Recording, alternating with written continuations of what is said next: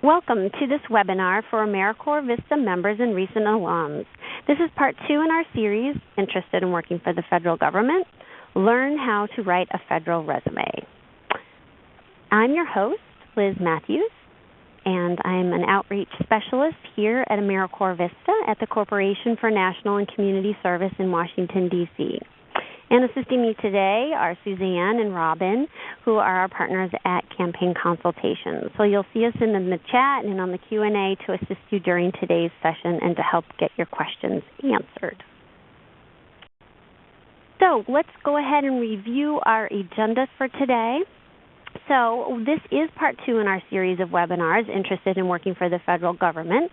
The first session was held on June the 12th, and during that webinar, we focused on how to find and apply to positions on usajobs.gov. usajobs.gov is the equivalent of monster.com for federal employment. It is the online portal for finding and applying to federal positions. We also covered the basics of one of your benefits for successfully completing service as an AmeriCorps Vista member, and that is non-competitive eligibility. We'll make sure you have a link to this archived webinar so you can access that information. So today's webinar is about how to create and tailor your federal resume to show that you have the experience that an agency is looking for and how to stand out as a potential job candidate. So we are thrilled to have a guest speaker from the Office of Personnel Management, and I will introduce him in a moment, but he's going to guide you through the process of building your federal resume. So he will explain what the difference is between a regular resume and a federal resume and how you can tailor it and really make it very specific to a job that you are applying for. After our guest speaker is done, we'll show you some examples of federal resumes that were submitted from a position that we recently had open here at AmeriCorps Vista. So we'll make sure you also have additional resources to help you in the process, such as an online tutorial about non-competitive eligibility. We're also going to monitor the Q&A box throughout the presentation, but you will have an opportunity to get any remaining questions answered after the formal presentation is over. So let's just go over our learning objectives quickly. So in this session, you will learn how to build your resume on USA Jobs and how to make it work for you. You will gain strategies for crafting an effective resume for federal employment. And you will explore ways to represent your AmeriCorps Vista service on a resume so that hiring managers will understand your strengths and experiences. So without further ado, let me introduce Tom Formby. We are very excited to have his expertise with us here today. Tom is a senior federal recruitment advisor with OPM, the Office of Personnel Management. OPM is the federal agency that works in several broad categories to recruit, retain, and honor a world-class workforce for the American people. So Tom is going to walk you through the process of building a federal resume that is attractive to federal hiring managers. And this really is extremely valuable because you could have all the right experience and be a perfect fit for a position, but if your resume does not reflect what you've done and does not speak to the job description, you're not going to get to the next step, and we really want you to get that interview. So Tom, I will now turn it over to you. Thank you and welcome. Thank you, Liz, and thank you for having me. It's a pleasure to be here, and also thank you, AmeriCorps and Vista current volunteers and alum for your service to our country. And it's my pleasure to help you maybe get a little extra information on how to craft a resume and get that federal job. I just want to give you a brief introduction here about what we're going to go over. It's kind of in two parts. We have the part where we're going to look at our job opportunity announcement, which is the job posting in the federal government, and we're going to just look at the key areas there that we need to focus on so that we can prioritize how we tailor our resume. And then we're going to go into a process. I'm going to teach you how to analyze your resume against that job opportunity announcement and determine the amount and level of your qualifications. And that's a term, amount and level of qualifications, that I'm probably going to use several times during the presentation. And what I want to do is just make sure that everybody here understands that when you do submit a resume to a position in the federal government, your experience and qualifications, the amount and level of qualifications that you possess, they are rated and ranked by a human resources specialist. There's I guess, a persistent rumor out there that we use here in the federal government some supercomputer process, and we can, shake and bake your resume in all kinds of different ways. That is inherently and just not true. It is just untrue. So every resume needs to be rated, and ranked. And so that means a human being has to look at it. And that means when you are writing your resume, you are communicating with a human being and not a machine. So that's a good thing. So let's start moving through here. And I'm going to pause about halfway through, and we'll take some questions. But the first part I want to talk to you about is when you find that job. Let me just backtrack real quick. I do apologize because I want to mention your non-competitive eligibility. And really what I need to tell you about that is make sure there's a note on it and information on it in your resume that you are eligible for that non-competitive hiring authority. Put it prominently maybe in the professional summary area in the top of your resume, or down below in some other area of your resume. But that eligibility should be there, especially if you possess other eligibilities, say if you're a veteran or an individual with disability, a military spouse, any type of preference eligible. So let's move through here, and we'll take a look at these job opportunity announcements. Okay, what you see before you right now is the top of a job posting. So it tells you a little bit of information about the job and who it's with, and this is our sample job that we have here. What I would like to point out to you are the tabs, and I'm going to get out the little green arrow over here. There are 5 of them. And the most important ones, and in the order of importance, are the qualifications and evaluations. That is the number 1 section, the most important section. You really have to pay attention to this section and analyze it and make sure that you possess all of the information or all of the qualifications and specialized experience that are called out for the job. Now, the duties is a more forward-looking section. That is going to tell you what you might be doing. That is also good information to address in your resume, and it's also a preview of future duties. You can address those specific duties in your cover letter.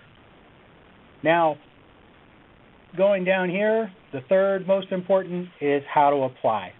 How to apply is, it is very important. It might seem simple, but if you forget to put your supporting documentation, maybe it's a transcript or your eligibility letter or a DD-214 or any other type of documentation that the agency asks for in the JOA, then you won't even be able to be determined whether or not you're qualified or not. Because all of the documentation and all the information that you supply in the how to apply is going to determine your eligibility to apply. And we'll talk a little bit more about eligibility to apply, but it was covered in the Find and Apply presentation a few weeks ago. In the overview of the JOA, what we have is basically the data. And there is some important information to share here. So, of course, salary is always important, but, it's not the most important thing.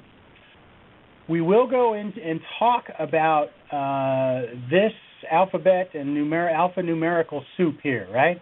But basically, this is telling you that this is a general service position. The code for an auditor, occupational series code 0511, and then it gives you the grade levels. And this is a career ladder position, which means that you can be hired at a 7 or a 9, and if you're hired at a 7, you simply can be promoted non-competitively up to a grade 9. Now, look at this here. It doesn't tell you that it doesn't say so in the series and grade, but what it looks like is you can go all the way up to a grade 13 in this position. So this would be a really nice role. Now, also, it's very important, who may apply? Okay, this is a very specific job opportunity announcement for a Pathways Programs recent graduates position. So you must have, completed your academic requirements in your degree within the last 2 years. And then also some more information about preference eligibility and any students, basically give some dates. You must have met the requirements of this program, which is the Pathways program, and by August 31st, blah, blah, blah. So it's going to tell you, and basically what that bullet is telling you is that you have to have completed your degree by this date. Let's talk a little bit more about the career ladder. It's a very important part of the federal service. This part, in the GS, General Service, we are in what's called the competitive service, which means that we apply, we compete, not only to get into the federal government, but also for promotions. Myself, as a career status federal employee, I do not have a career ladder on my position. In order to get to the next grade level, I need to find a job, apply, and compete for it. Nobody can wave a magic wand and say, okay, now you're promoted. So that's what's meant by the competitive service. And I'm getting a drink of water here. And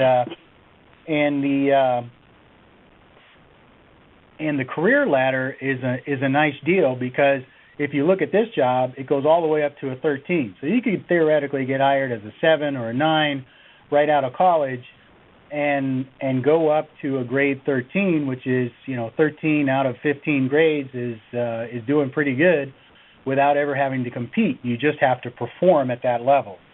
So it's a great deal. The job summary should entail a brief summary about the job, okay? Sometimes it's also going to give you a little bit more information. So here they're telling you, hey, if you've applied for a couple of other positions we posted, don't bother applying again. And then also it clarifies that it is a recent graduate's position. The duties section, as I said, it's a very forward-looking statement. It's going to say these are some of the things you will do on this job. And you'll also see these items in the qualifications, but here's an opportunity for you to really start kind of gathering the information that you think you need in order to apply for this role, because it's telling you what you're going to be doing. All right, here is the most important part of the JOA. And basically what you have here, and we're going to parse through this later, okay? So what you need to understand about this job is that it has a positive education requirement, and it means that you have to have at least a certain level of education in order to meet the basic minimum qualifications. And then the more education and experience you have, the higher the grade level you will be assessed at. Remember, if you do not have all of the qualifications and specialized experience for that particular grade level, you won't be considered for that grade level. The federal government has great benefits, but the benefit of the doubt is not one they're going to give you. You got to put it in your resume if it applies to you. And if it doesn't apply to you, you don't have any experience, or you don't have this level of specialized experience, you are going to not be considered. So you need to actually just go ahead and select yourself out of the process. Do not apply for that role, because you have to be qualified for the job in order to be considered. So what you'll do is you'll just kind of self-select out.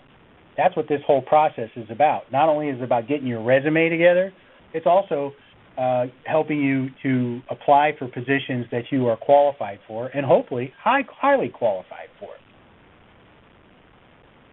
Okay, here's a little bit more, and sometimes it looks like a little mumbo-jumbo.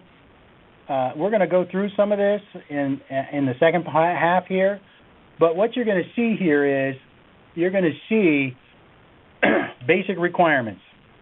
In order to be qualified, you got to have a degree. Tells you how many hours, what do you need, any kind of different terms or types of classes, or combination of education and experience.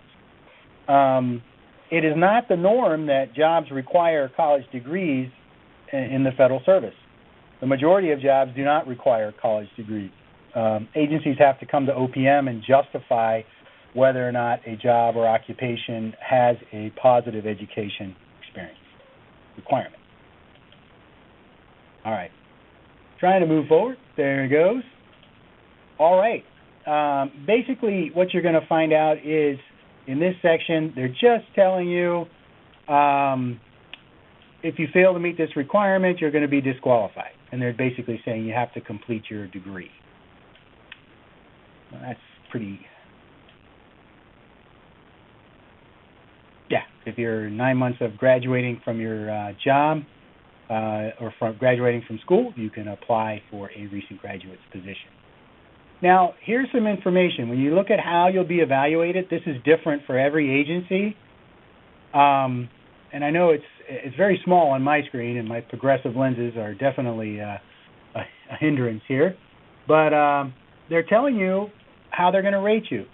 And category rating is what they're talking about. Most of the federal government uses it. And you're going to get a numerical score of 70 to 100.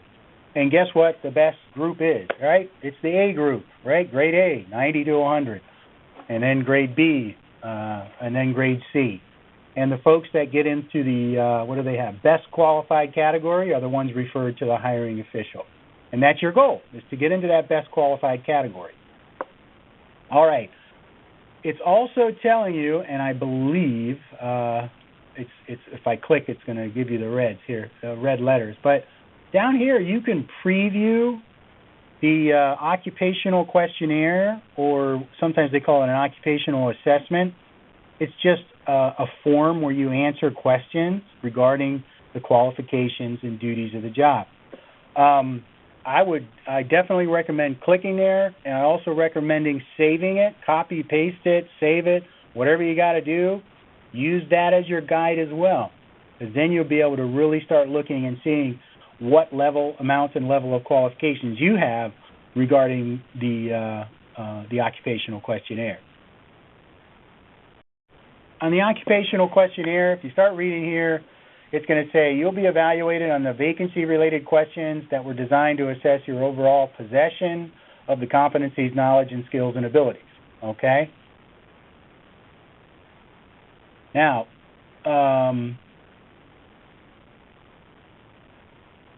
if your response to the vacancy questions, it must be supported by your resume, or the human resources specialist may adjust your responses lower. There's a temptation there to select the highest level. I'm the expert. I'm the best there ever was. But if it's not in your resume, and that's why you have to tailor your resume, they're going to adjust you down and say, well, I didn't see that in your resume. So you got to keep cross-referencing all of the information they provide you in the JOA with your resume. All righty, we're doing all right, I think. Okay, in the how to apply, I do not have a lot of information to put in here about how to apply, other than follow the directions. They're very specific, and make sure you submit all of the required documents, whatever those are, for whatever position you're seeking. And if you are working on trying to utilize your non-competitive eligibility, make sure you have that eligibility letter ready to go, uploaded into USA Jobs.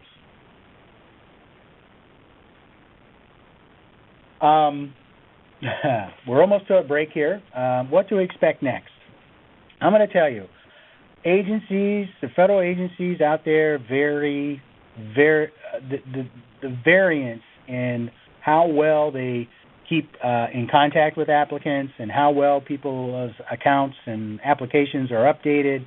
It varies so greatly that, all I can say is that some agencies are better than others at keeping you informed.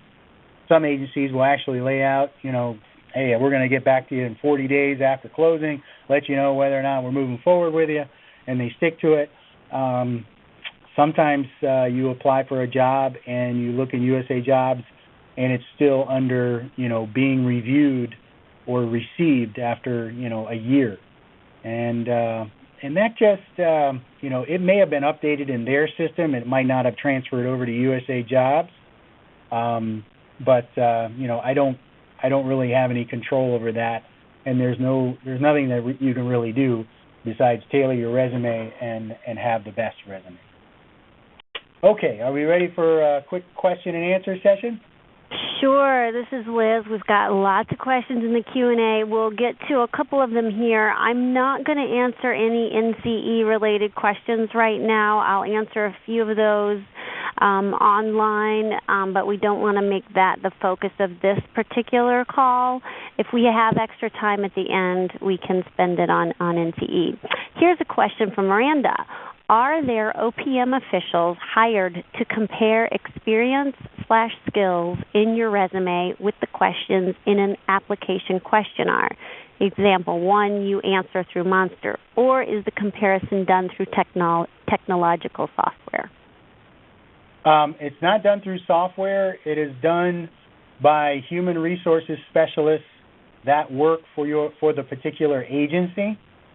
So that if the Department of State or the Department of Commerce is hiring, their own human resources department analyzes the resumes for that particular position. Great. So clearly they know what they're looking for. Kim is asking, are there age limitations? How will baby boomers keep an employer to keep reading your resume? I think maybe she's afraid if she's a baby boomer that she'll be somehow excluded from the process. The age, there is no, it's against the merit systems. There are prohibited personnel practices within the federal government, which includes discrimination, age discrimination, and such. You're based on your resume communicates your knowledge, skills, and abilities to do the job, and that's what the merit systems is based on. So basically, promotions and hiring, performance management, and such are based on merit. Great.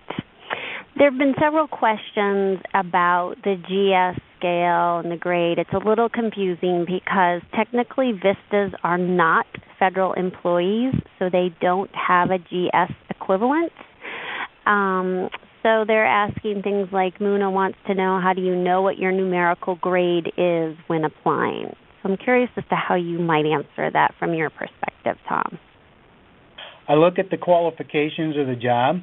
So let's say if you have a particular field and it's maybe it's finance or maybe it's human resources, then you start looking at those different jobs. To be perfectly blunt, if you are relatively inexperienced, you're probably going to be in the more entry-level grades, which would be the 5s, 7s, and 9s. But if you are more experienced and mid-career to higher level, then the other grades out there, the higher the grade, the more experience and the higher level of qualifications required. So, if you're targeting jobs that are GS-12s, let's say, and you look at the qualifications and you're saying, wow, I really don't have the amount and level that they're looking for, then you just might need to start looking at some lower graded positions that match your experience. So just match your experience, look at the qualifications of the job, and be honest with yourself, and then you'll figure out the grades. I mean, it's really not extremely complicated. There are 15 grade levels, 1 being the lowest, 15 being the highest, and within each grade, there are 10 steps. Great, and I'll just add that one of the reasons why serving as an AmeriCorps Vista member is such a unique and valuable experience is because the responsibilities that many of you are given in your Vista assignment description, in your VAD, are at least a 7, I would say. I mean, I would guess that most of you would be at least at a GS7 level. So just keep that in mind, and definitely, even by being a Vista, I think you wouldn't go lower than a 5. And even if you've had no prior experience, obviously, if you've gone to college, that will help as well. If you have not gone to college, then you might want to focus on the 5s or the 7s. Would you say that's about right, Tom? No, I'm not going to comment on. I don't know enough about the Vista's work. Okay, fair enough. Okay, let's see if we've got any other. This is an interesting question, and then maybe we can move on. Noah wants to know, what are the errors that most applicants make on USA jobs? I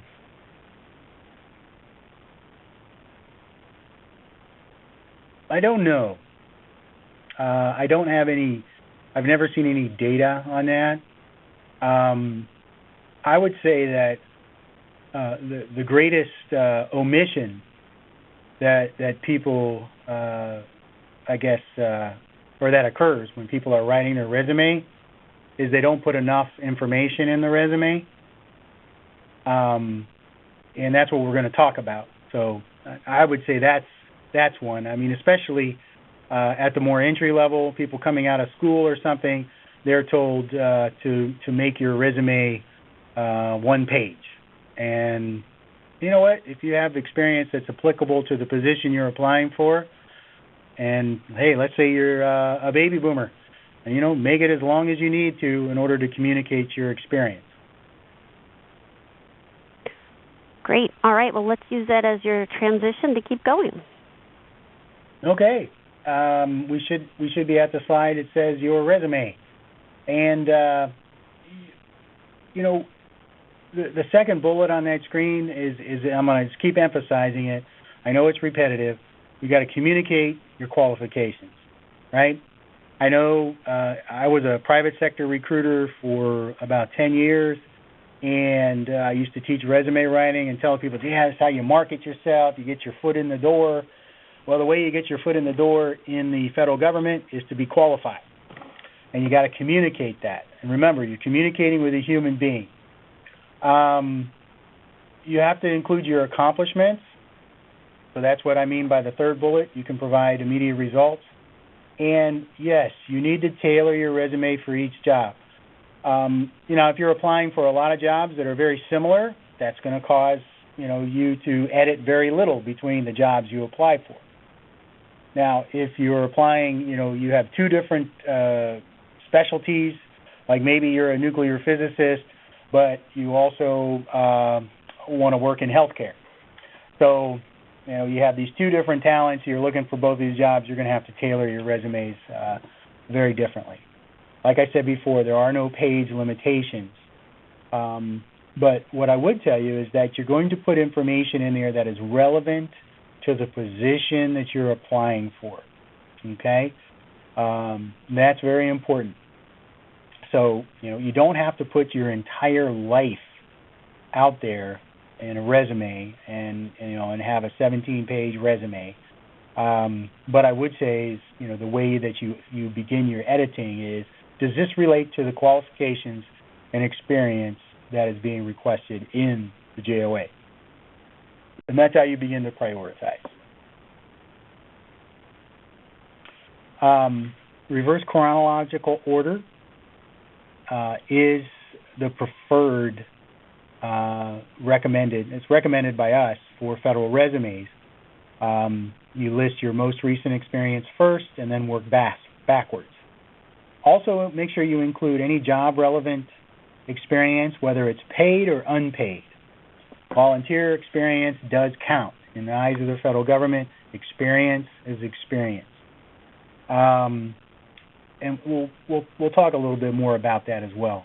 The reason why we need the reverse chronological order is that when we look at the amount and level of experience that each applicant for a job has, we have to tally up the number of the time you spent at that job. We have to tally up the hours per week. We need to tally up the amount and level of experience, and all that is put together to give you a ranking, and it's going to give you a rating, and then you'll be put into one of those categories. And it's hopefully the best qualified category. So reverse chronological order is needed so that we can link the qualifications that you're communicating to the data that you've provided, so that we can say you did this auditing of accounts for 3 years at 20 hours per week. And so we're going to look at you and say you have 1.5 years of experience doing that. And then if you put down that you have 40 years or 40 hours a week, you get the full 3 years experience. It doesn't do you any good to list your hours of experience or hours worked per week. Anything over 40, you don't get credit for it, so don't put 65 or 70. But we have a slide on that as well. But that's one of the important things. It probably was covered in the Find and Apply, but I just wanted to make sure we call that out. All right, I'm clicking the wrong button. All right, I've talked about it. Here it is.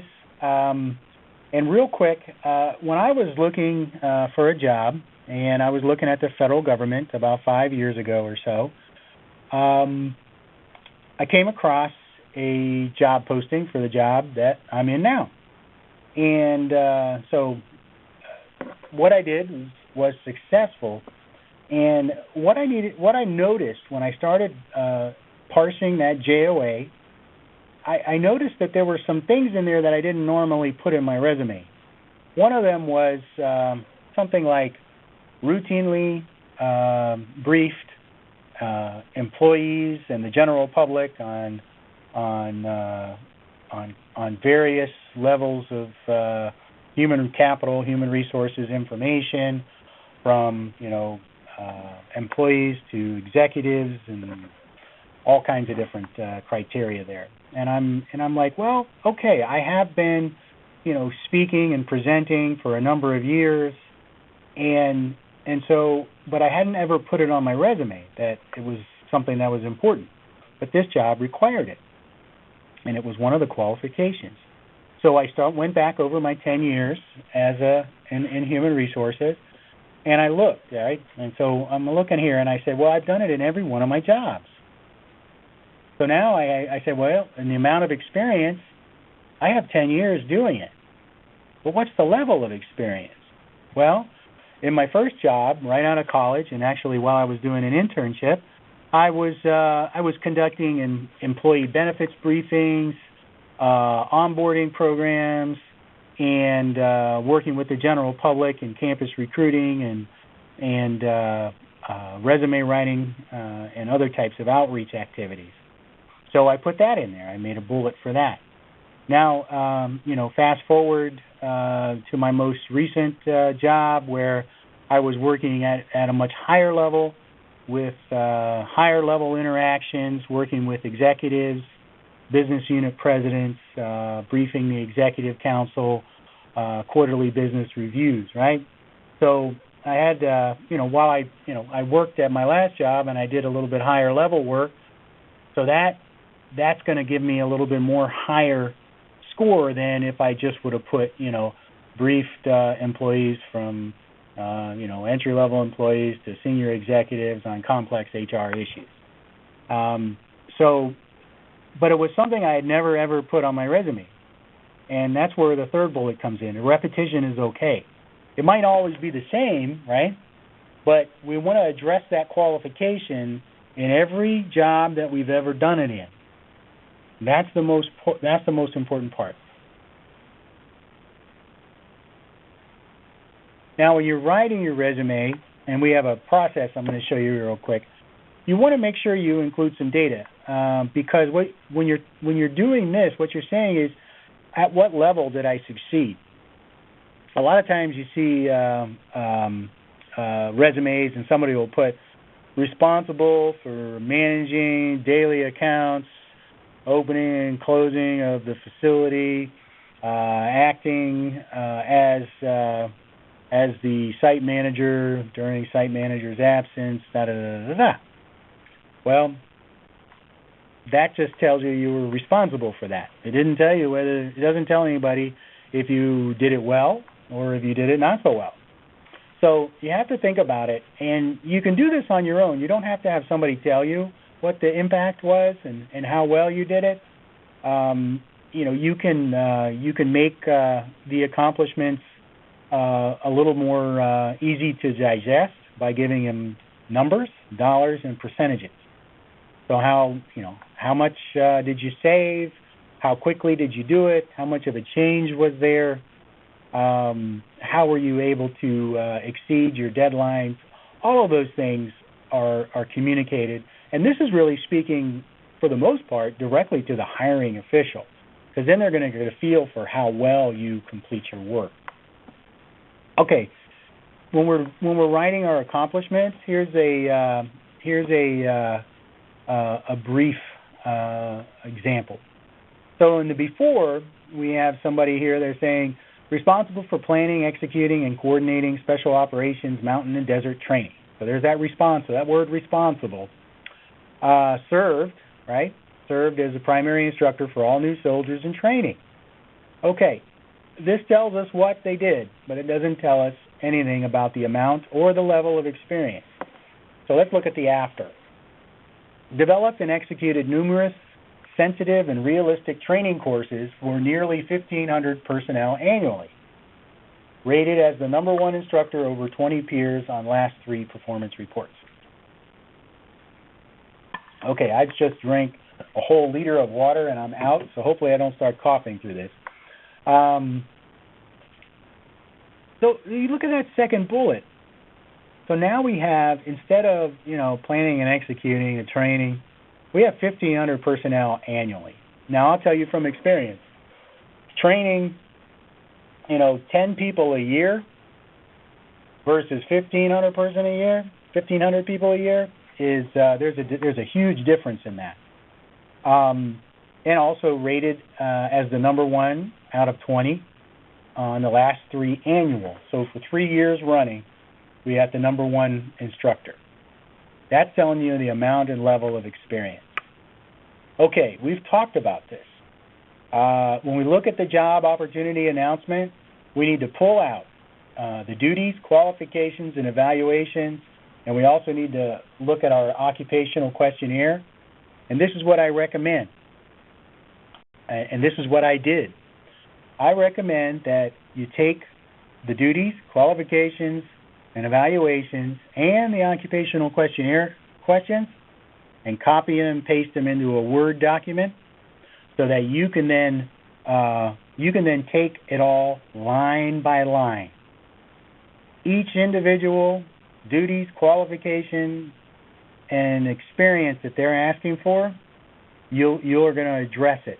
And you're going to look at that Word document, and you're going to look at your resume, And for every single job and experience you have on there, what you're going to do is you're going to say, okay, do I got that qualification? Okay, yeah, I got it. It's listed right here. I got a good accomplishment. Okay, the next one. Do I got that one? No, but I did it. I know I did it. So then you have to come up with a new bullet for your resume. That's what we mean by tailoring. Where do you get all this information? Okay, I can't remember, right?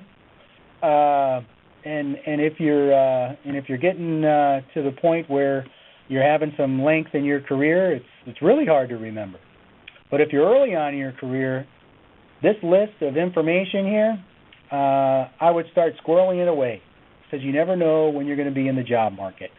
It really is important to maintain this information. As someone who was impacted by the not-so-great recession here a few years back, I was laid off twice, and I now maintain current record of everything that I've done, did, and I'm working on, and I also have an updated resume. It's just part of life nowadays.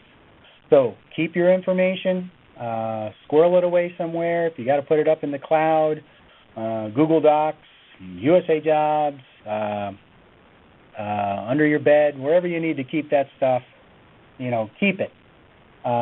Especially if you're getting paper from someone, they give you an award or you get something there, you just go ahead, scan it, make a PDF, and squirrel it away somewhere. And remember to back up those hard drives, right? All right.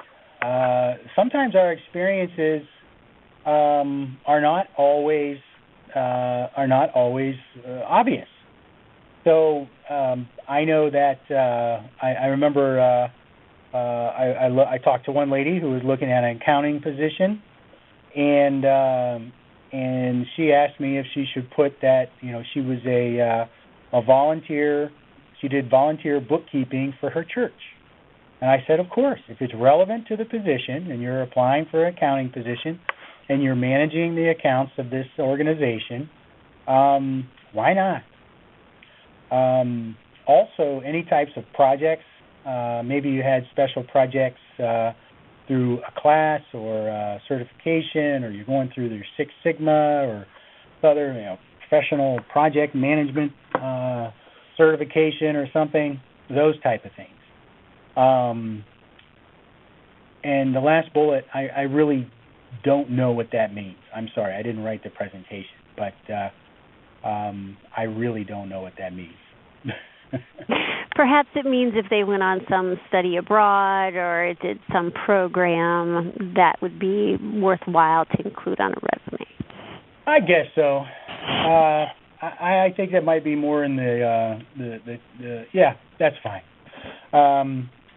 But when we look at another kind of a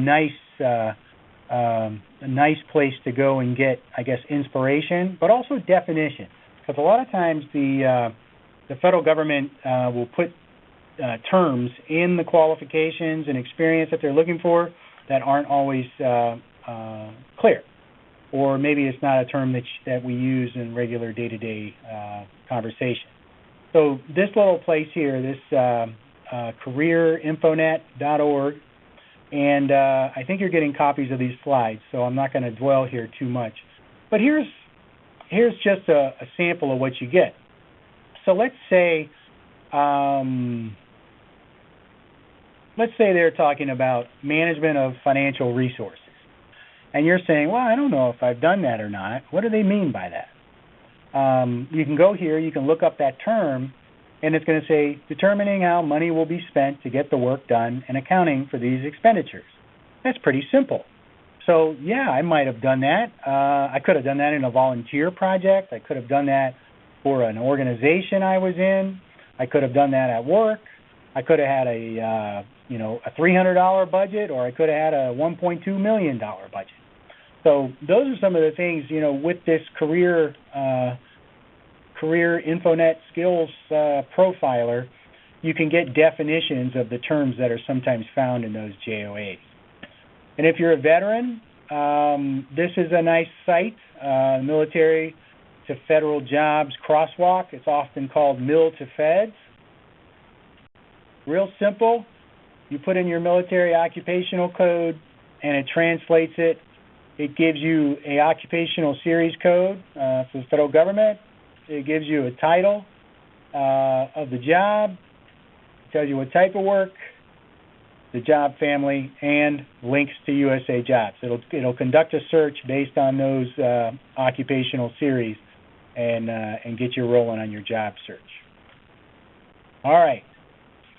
Here's our process, and I've kind of explained it already. So here we are, almost done with the presentation, and we've given you almost everything. Now I'm going to show you how to do this, and it's fairly straightforward.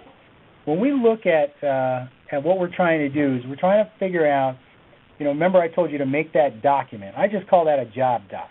We make that document. We say, boy, I really think this job is the one for me. I get my qualifications and experience. I get my duties. I got the occupational questionnaire. Now I'm looking through it. I go through it line by line. I say, I don't have that one. I've never done that in my whole life. I go back to the JOA. It says, specialized experience.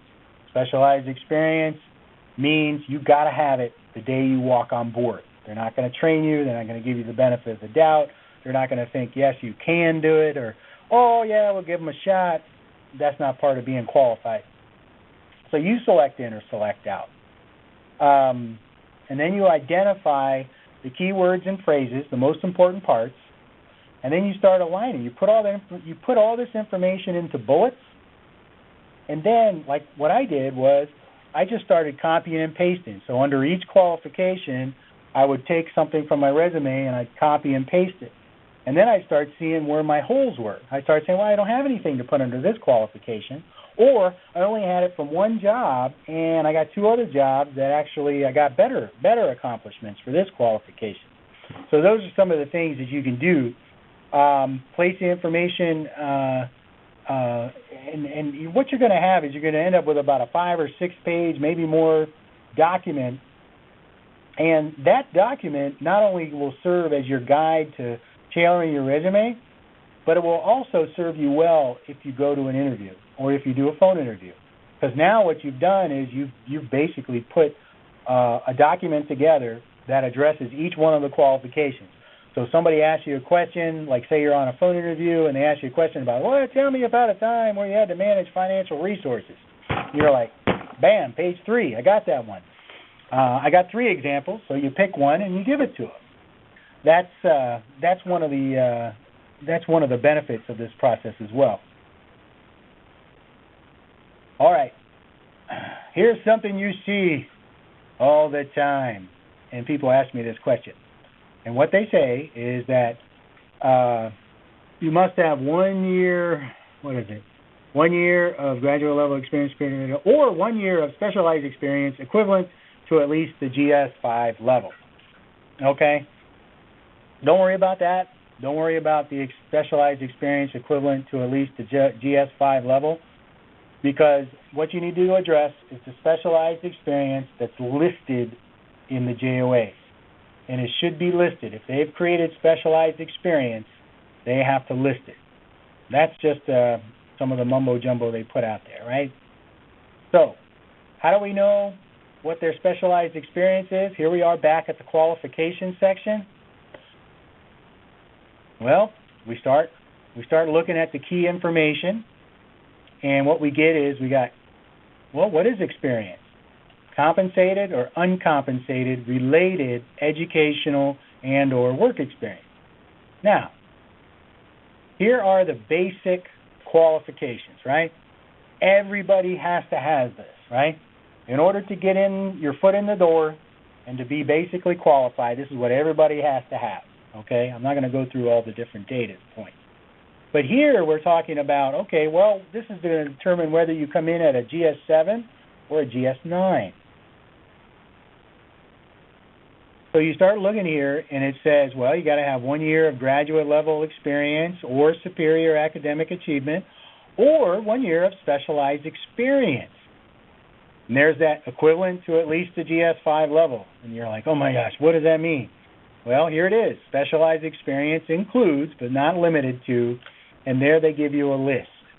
And they give you a list that you're going to take apart and you're going to say, okay, have I done this? Have I done that? And then you're going to go down to the GS9 and you're going to say, okay, I got to see what the specialized experience is required for that and other requirements and see if I meet that. So we're going to clean it up. This is what we mean by align, right? What we're doing here is we're putting all that information, and I'll switch back so you can see how much better it is. I mean, what would you rather read? You don't want to read this? I don't. Put it into this format. It's a lot easier to read. It's a lot easier to adjust.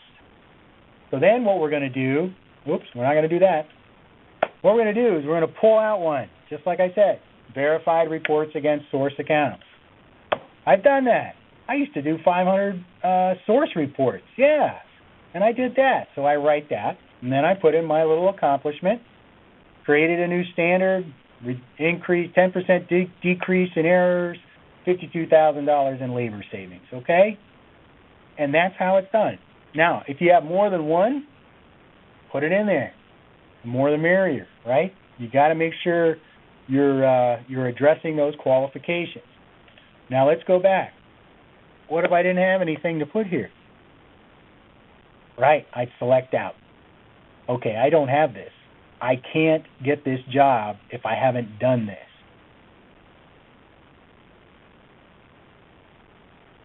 All right, how you'll be evaluated?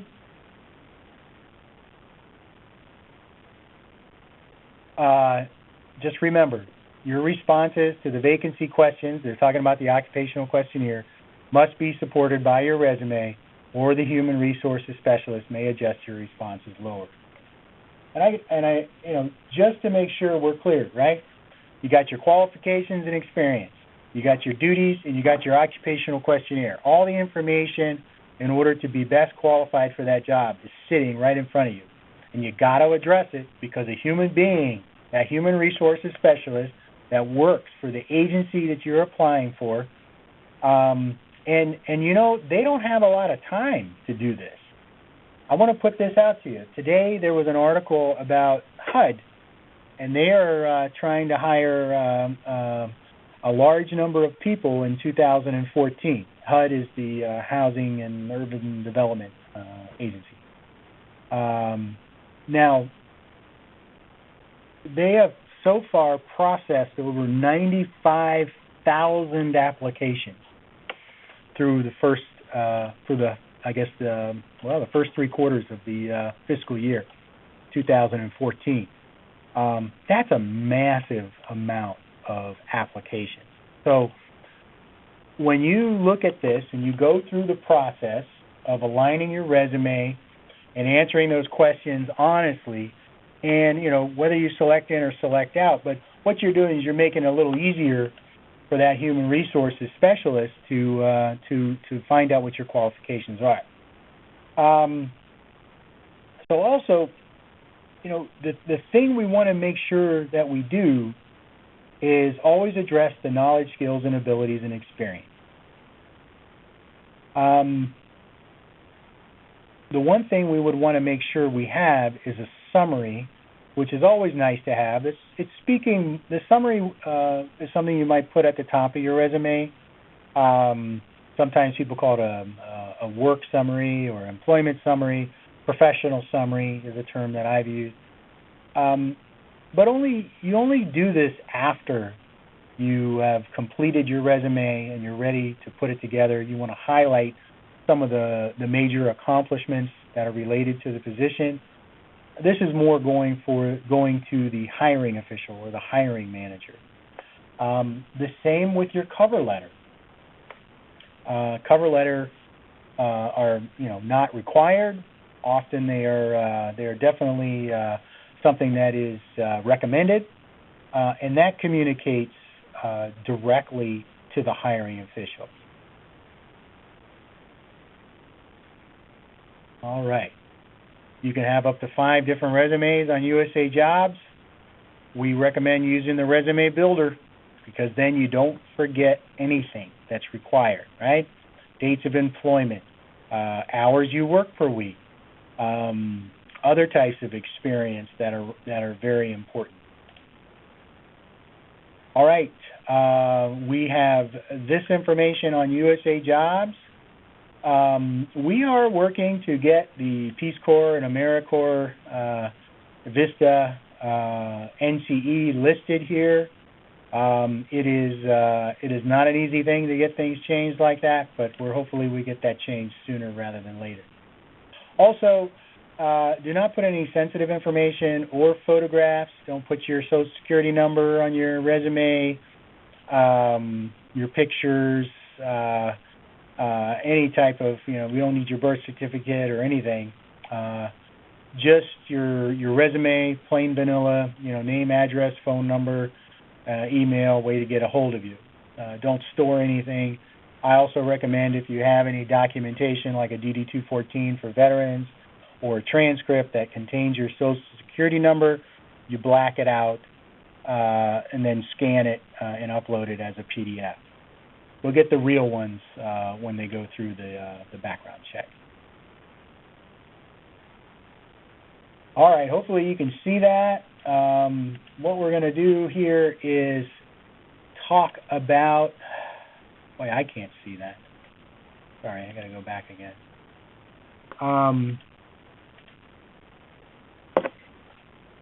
There we go. So, human resources specialist, when you're doing your experience, they need to know the date and the year, or the month and the year of the job that you had. The average number of hours per week. I did tell you why they needed that. That is very important.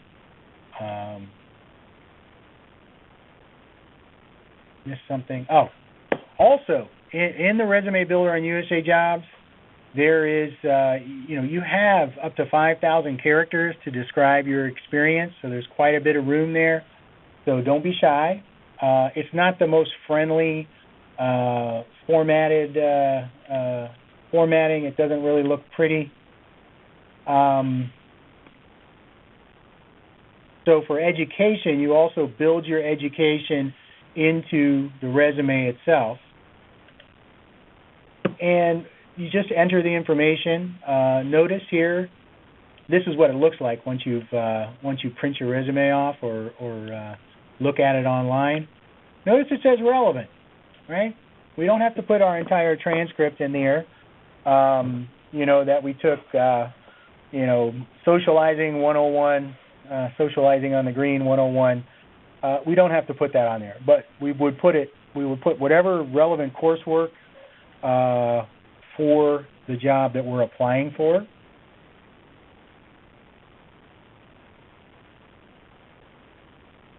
And now there's also just additional information. And the very top portion, hopefully it'll pull out here. Okay, here it is. Job-related training.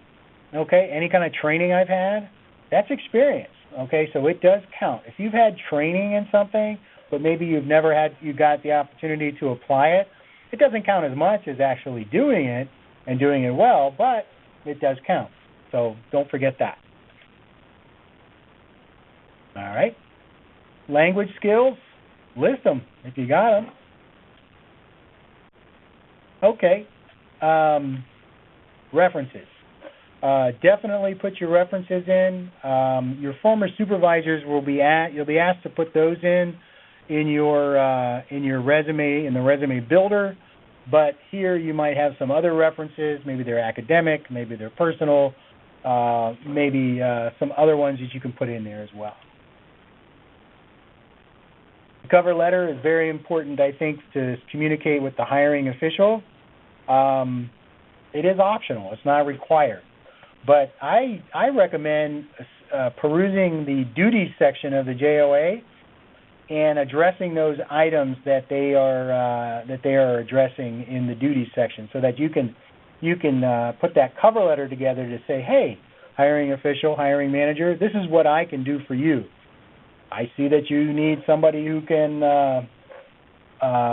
audit reports. Well, I've done that better than anybody at my company. So those are some of the things that you can use the cover letter for. It's not going to be utilized to tally up your experience and such, so communicate directly to the hiring official with that cover letter. please use plain language, unless you have one of those specialties that's all acronyms like IT, and they just, they want to know, what acronyms you have like JAVX or HTML and all that other good stuff. Address the specialized experience. Specialized experience, when somebody puts that in a JOA, it is non-negotiable. We can't give you the benefit of the doubt. And somebody asked me about common errors in resumes. I would say not using a spell check or grammar check, not having somebody review your resume. I'm going to tell you, you go look down at the different parts of the resume builder in USA Jobs, they got spell check buttons all over the place. I always tell people, click them.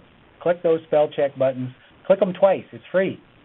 And also have somebody review. Even if it's somebody that doesn't have any idea what you do, they're not a job resume expert, they're just going to say, you know what, you should have used "and" instead of "a."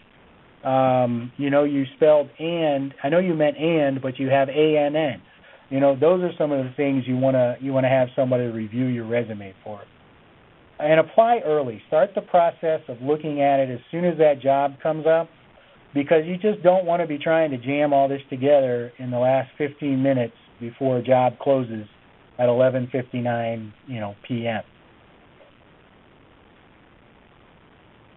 This is a pretty labor-intensive process that I've gone through, but it works. Like I said, I've had so many people come back and say, you know what you've done is I've really clarified my search. I'm very particular about the jobs I apply for. I'm tailoring my resume. I understand where I'm qualified and where I'm not qualified, and I think they're less frustrated, right? Because now they feel like, hey, I'm giving this my best shot, and that's really all you can do. It's very competitive. Thousands of applications out there.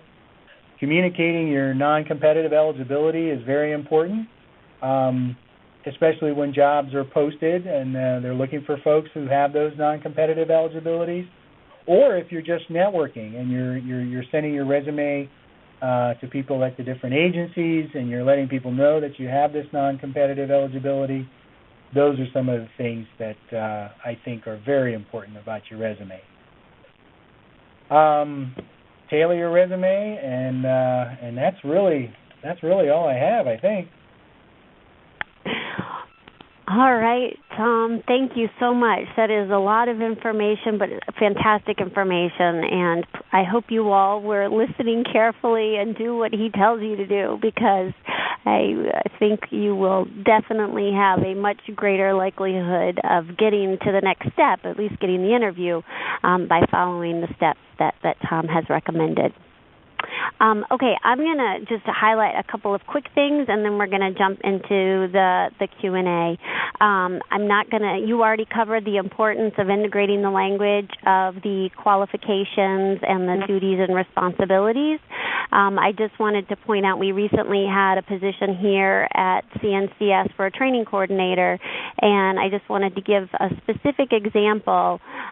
This is the resume of somebody. I've taken out all of the identifiable information, but left enough language in there so that it's clear this person was an AmeriCorps Vista member. This was the federal resume that we received from her. And I'm just going to throw it out there. There's a box open. You guys can put in here any resume tips based on Tom's suggestions as well as from your own experience. Just at a quick glance, is there anything here that you would recommend that this person do? Go ahead and fill in some tips there. Proofread, excellent. Bullet points, thank you. Yes, I'm afraid this is a good person, and I'm afraid that she didn't even make it into the yes pile, because that is, for an employer, literally we look at this very quickly, and if we can't see a few things that pop out to us, oftentimes we're on to the next resume. It's also pointed out here, she says this is a federal job, as I've been saying in the Q&A. Vistas are not federal jobs. It's volunteers in service to America. I realize that's confusing because it's administered by a federal agency, but you're technically not federal employees. So yes, include numbers, use the past tense if things have already happened, explain acronyms, so PSO, which should be written out as pre-service orientation. These are all really great tips. Run-on phrases, don't use run-on phrases. Can you say federal volunteer? Sure, why not? So thank you. Those are all great tips, and please know we've been in touch with this person and worked with her to help her get her resume up to speed.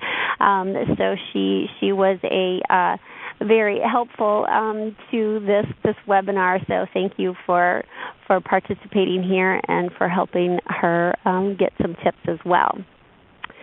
So we went ahead and changed some of what her text said to things just like Tom iterated. So coordinated, using terms that are, coordinated, served, led, ran, assisted, developed. All of these action verbs are very important, and including numbers in there. So more than 65 speakers and panelists. This is for a training position. So the fact that she coordinated a conference with more than 65 speakers and panelists, we know that that's a lot of work, and that is impressive. So when it's put in, summarized in your bullets in this fashion, then we're able to much better pay attention to it, and it really speaks out to us, and we think, wow, this person is impressive. Let's get them in here for an interview.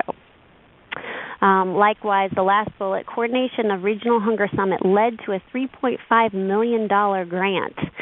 So this VISTA may not have done everything behind that, but they were involved in the process. So by all means, you should include that in your resume. That's very impressive.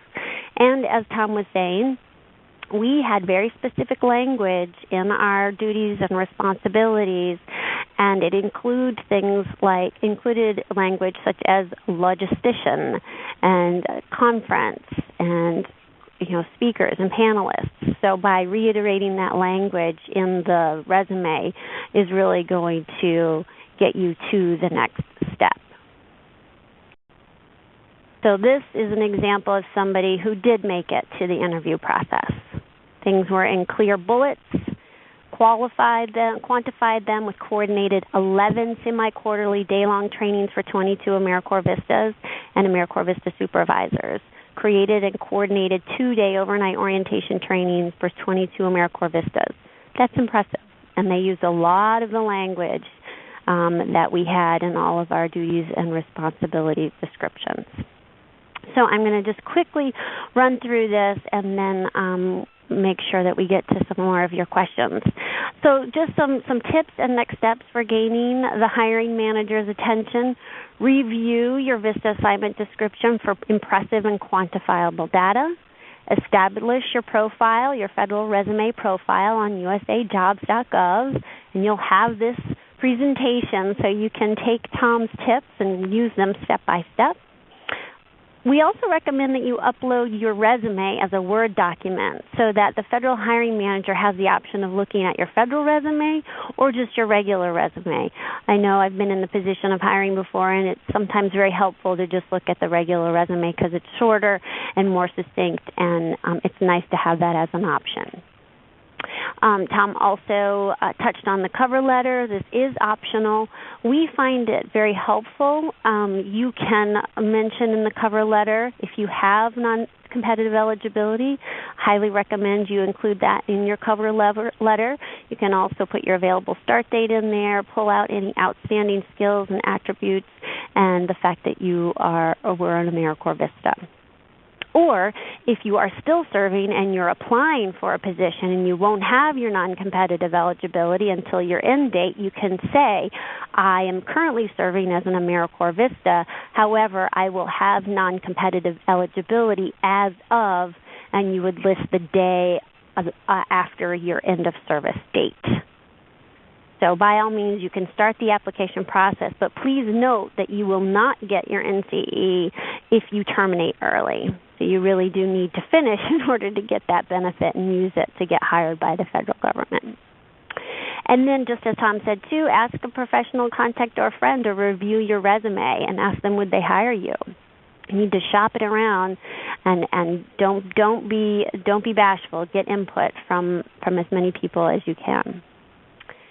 Okay, We've got some additional resources. We're going to make sure that you guys have all of this. So on the Vista campus, there is a non-competitive eligibility tutorial, so I'm really not going to get into those questions right now.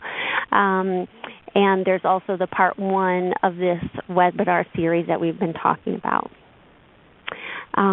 Okay, so let's dive in here, and I'm going to go through the Q&A. Operator, you can go ahead and give instruction for how to ask a question over the phone, and then we'll start in the Q&A, and you can let us know if there are any questions that come in and over the phone.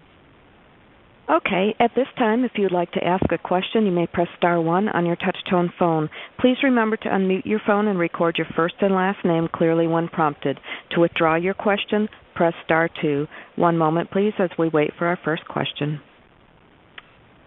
Okay, great. And while we're waiting for our first question, I'm going to ask, there were 2 questions, and maybe even more than that are pretty similar in the Q&A. Kevin and Connie are wondering, they applied to many things on USA Jobs and keep getting a response saying you are qualified but not among the most qualified, and they're not even getting an interview. Do only the best qualified get interviewed, or how does that work? That's a question for you, Tom. I had the phone on mute. Sorry. I was halfway through my answer. So let me just clarify something. That when the best qualified category is the list that is forwarded to the hiring official. The hiring official has the leeway or permission to interview or not interview anybody they want to on the list. The only restriction they have is they cannot choose a preference, they cannot select a non-preference eligible over a preference eligible. So the list is ordered where preference eligibles are listed first. And but within the best qualified category, the hiring official can interview or not anybody they select, anybody they want. Okay. Great, thank you. Operator, do we have any questions over the phone?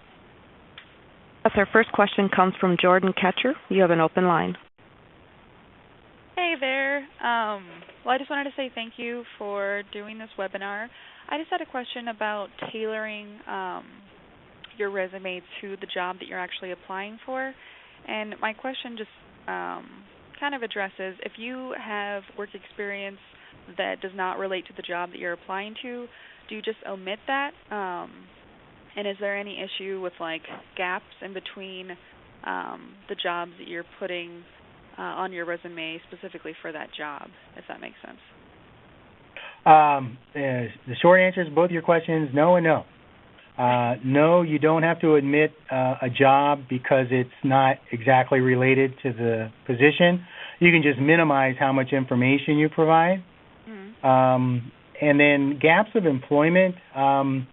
The thing about when your resume is being reviewed, let's say it's being actually rated by the human resources specialist, they're not looking at your work history per se.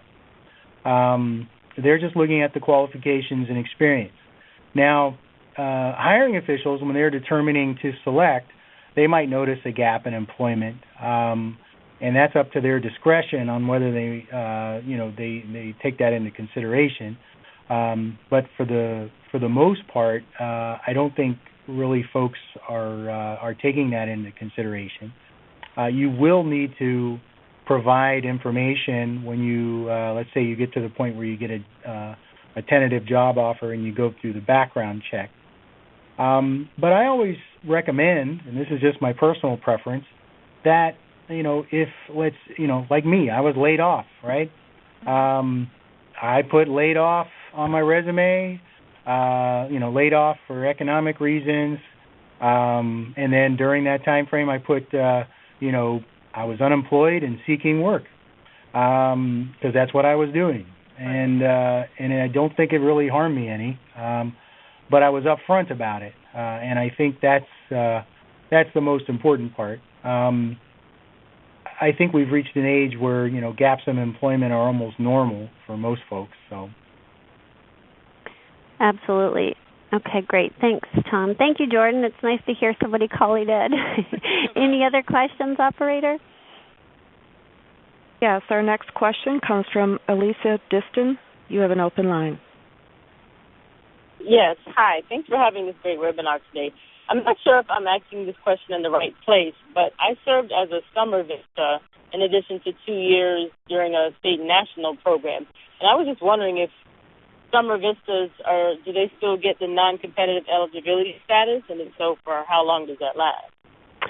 I'm afraid you do not. You would need to serve a full 1-year term in order to get the non-competitive eligibility status. Okay. But thank you for all of your terms of service. All right, thank you. Mm-hmm. Anyone else on the phone? Yes, our next question comes from Robin Meeson. Hello there. Hi, go ahead. Hi. For those of us Vistas or former state national AmeriCorps volunteers, once we've already completed our term, I understand that we get the NCE status, but I served for 2 different agencies for 1 year. So I still have my NCE status, correct? Did you say you were state national or Vista? I was actually both. Okay, because state and national AmeriCorps members do not receive non-competitive eligibility, so it's only Vistas, and so it was valid for 1 year after your close of service date, and there are 3 reasons for extension: 1, military service; 2, graduate school; and 3, if you've been doing something that the federal hiring manager can warrant adds to the experience and makes you a better job candidate for the job in which you were applying. So that could be another job position. It could be an internship. It could be volunteering. But that's the 3rd reason why it could be extended. Does that answer your question? That does. Thank you. Okay, great. Our next question comes from Nicole Mayweather. Go ahead, Nicole. Hi. When I searched on the website, most of the positions were located in D.C. Do jobs in other states usually become available? I'm in Connecticut right now, and I don't have any plans on moving to D.C. And I'm in the social services. Tom, do you have the statistic on how many federal positions are actually not in D.C.? It's a large number that are outside of Washington. Yeah, typically we've been saying it's about 85% of most of the jobs in the federal government have, historically been outside of the D.C. area. I would also, just to let you know, about 5 years ago when I came on board, the federal government was hiring about 35,000 people a year, and I think last year we hired 77,000. So there has been a pretty significant drop in the amount of openings. And so that might pick up, it might not. It all depends on budgeting. But I would just make sure you have good saved searches in USA Jobs that are location specific. Okay. And also, there may be some jobs that have no position listed, or the position. Sometimes it'll say something like location negotiable after, upon hire or something like that. Okay. The good thing about it is that I'm only 4 months into my service, so I still have some time before I even get my non-competitive eligibility. But I'm starting to look now just to see what's out there, what's in the area. That's smart. That's smart. And there's also telework available. Okay, I'm aware of the time. It's 3:32. As you see, we have the evaluation open, so please take a moment to fill out the evaluation. I know there are so many questions that we haven't been able to get to. Tom, do you have 3 more minutes to spend on the phone to answer questions? Okay, and then I can do my evaluation? Yes. So Eric wants to know, a federal resume has no page limitations, but is it better to keep it short, or does length not matter? Length does not matter, and use as much space as you need to address the qualifications and experience listed in the job posting. Great. And Heather wants to know, what's the average time frame after a closing date? Is there an average amount of time we should expect to wait to hear if we got the job or got the interview? No, I don't really have data on that. I just reemphasize. I mean, every agency is different. Some are better at it. Some are worse. Like I said, some jobs you never hear anything. Mm-hmm. I mean, and that's just the fact of life. I'm sorry. You just have to kind of move on and try to find out what's going on. So. Mm-hmm. And Tom, I usually advise people, unless it says do not call, and if there is an email or phone number, I usually encourage people to go ahead and get in touch with whoever the person is behind the hiring process and just ask what the status is of your resume. Does that sound like decent advice? Worth a shot. Yeah, okay. All right. There's been a couple questions about proving your non-competitive eligibility status, so I just want to address that particular question. You will get your letter off of your account on my.americorps.gov. The letter, if you're currently serving and you select that letter, you will just have a currently serving letter. But the day after you close, you will have a letter that has language in it about non-competitive eligibility, and that is what you can use to attach to as another document in your hiring process. And again, if you're applying and you're still serving, then just let them know what date it is that you'll be applying or that you will have your non-competitive eligibility status as of. Okay. Now, Tom, I know that if people had a couple of very specific questions to their resumes, and I believe, is there not an outreach at opm.gov email address? There is, but I'm not gonna recommend it. We don't really provide guidance to individual applicants. Okay. That's not what we do. And it also is a potential conflict of interest for us that work at OPM. So, we can't really work with anybody on their individual situation. Okay, so ignore that I just said that. All right, let's take one more question. Let's see. As for people with disabilities, do they have to attach proof of disability with the code along resume and cover letter? No, you don't have to. You don't have to put any proof of disability. The only thing that you need is a letter that states that. I guess that would be proof of eligibility for the Special Hiring Authority, Schedule A for individuals with disabilities, and basically stating that you do have a disability, period. That's it. That can come from a doctor, a human services, social services professional, vocational rehabilitation office, any one of those professional sources. Okay, well, I think we've officially run out of time. I want to thank everybody for participating. And Tom, thank you so much for providing all of this valuable information to our AmeriCorps Vista members and alums. We greatly appreciate it.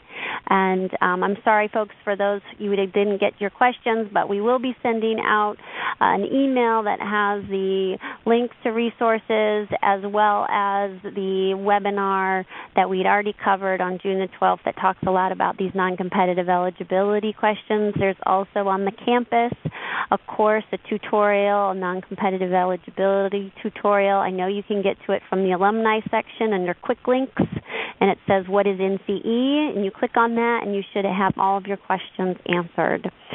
So, again, thank you so much, everyone. We appreciate all the hard work that you're doing to improve our communities across America. Thank you for your service. Thank you, Tom. Goodbye.